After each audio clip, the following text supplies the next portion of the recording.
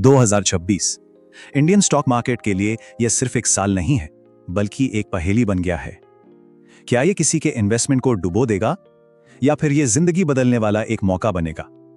चलिए मिलकर इस पहेली को सुलझाते हैं। सिर्फ एक साल 2026, लेकिन इसने इन्वेस्टर्स की रातों की नींद उड़ा रखी है। मार्केट में ना एक अजीब सी फुसफुसाहट है, एक बेचैनी सी है, और सवाल सिर्फ एक है, आगे क्या?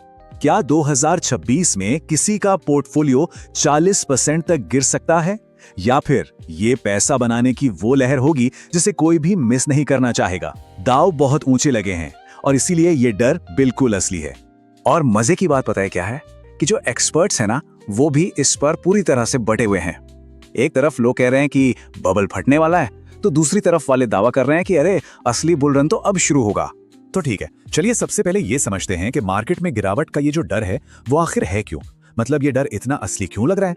देखिए, मार्केट गिरने का ये डर ना यूं ही हवा में नहीं है। जरा सोचिए, मार्केट पिछले कुछ सालों से बिल्कुल रॉकेट की तरह भागा है, जिससे वैल्यूएशंस मतलब कंपनियों के भाव आसमान छू रहे हैं। और तो और जो फॉरेन इन्वेस्टर्स हैं वो अपना पैसा निकाल रहे हैं और पूरी दुनिया पर मंदी की तलवार लटक रही है। ये सब मिलकर ना एक परफेक्ट स्टॉर्म वाला कॉकटेल बना रहे हैं। एक पुरानी कहावत है, लेकिन ये मार्केट की आज की हालत पर ना एकदम फिट बैठती है। जब हर कोई एक्सपर्ट बन जाए तो समझ लीजिए कि मार्केट ओवरहीट हो चुका है। लेकिन कहानी का हमेशा एक दूसरा पहलू भी तो होता है। क्या हो अगर इंडिया की स्टोरी बाकी दुनिया से अलग निकले? क्या हो अगर डर के इसी माहौल में इंडिया में एक बहुत बड़ी रैली की नींव रखी जा रही हो? और इस उम्मीद की वजह है इंडिया की अपनी यूनिक स्ट्रेंथ्स।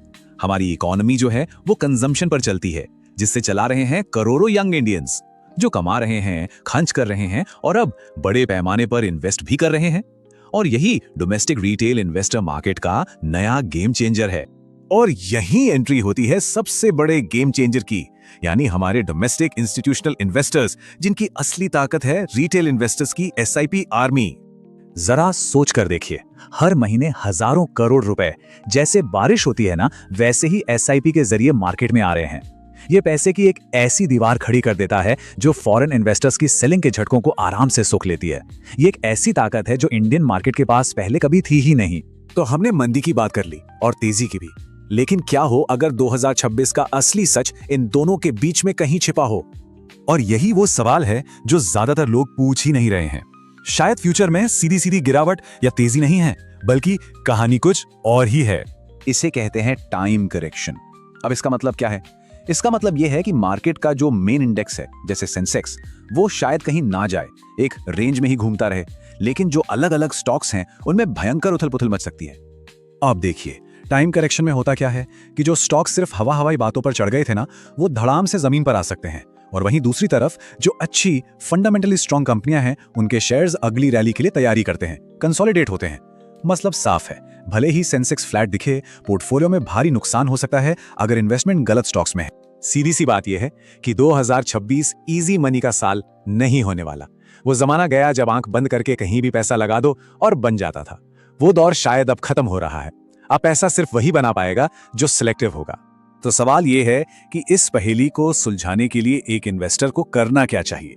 चलिए एक एक्शन प्लान पर नजर डालते हैं। इस तरह के मार्केट में टिके रहने के लिए 3 गोल्डन रूल्स हैं। रूल नंबर 1, पोर्टफोलियो का करीब 20% हिस्सा कैश में रखना चाहिए। और ये डर के लिए नहीं है, ये मौके के लिए है। जब मार्केट पैनिक में गिरेगा ना, तब खरीदने के लिए जेब में पैसा होना चाहिए। रूल नंबर 2, अपने पोर्टफोलियो को रिव्यू करना, मतलब उन स्टॉक से प्रॉफिट बुक करना जो बिना किसी खास वजह के बहुत ज्यादा भाग चुके हैं।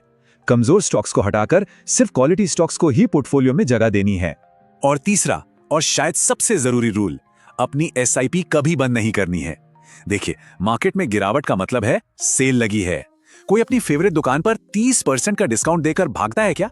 नहीं, बल्कि और ज्यादा खरीदारी करता है। याद रखिए, पैसा बनाने का असली सीक्रेट इमोशनल डिसिप्लिन ही है। पेशेंस रखना होगा, खासकर तब जब बाकी सब पैनिक कर रहे हों। वैसे एनालिसिस के हिसाब से देखें तो कुछ सेक्टर्स रडार पर हैं।